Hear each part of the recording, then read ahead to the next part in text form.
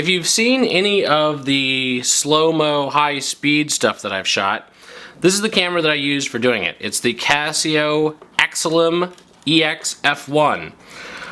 It's a very nice camera for a cross between a point and shoot and a professional camera.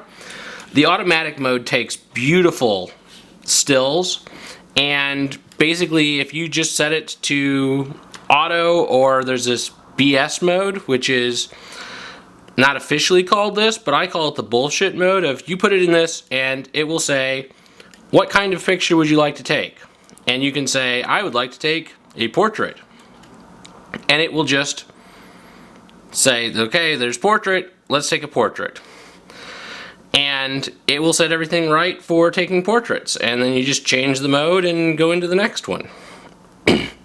But what's really fun about this is that it has a high speed mode. And in the high speed mode, you can set how many frames per second you'd like to record, all the way up to 1200 frames per second. Now the downside with the 1200 frames per second is that the resolution on it is 336 by 96, and that's really frickin' small. The 30 to 300 is 512 by 384, which is not quite standard definition, but it still looks pretty nice. And the other thing that I like about this is it has this 160 mode, where in 1 second it will shoot 60 full resolution 6 megapixel images. This is great if you want to either shoot something for somewhat slow-mo, where you're going to slow it down from 60 down to like 24.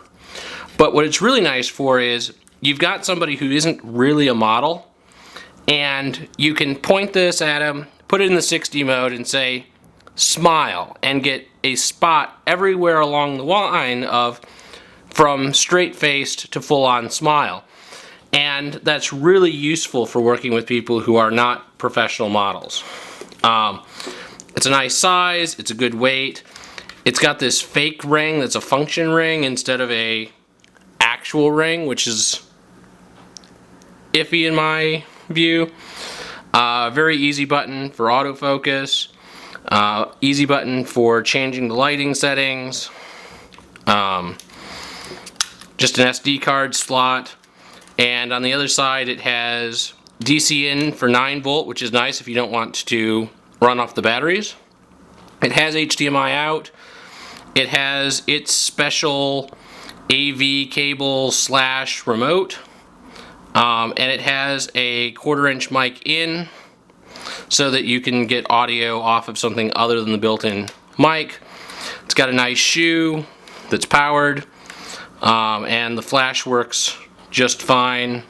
So yeah, it's a pretty good camera. I like it. It's certainly a special use camera, but if you can afford it, it's a lot of fun.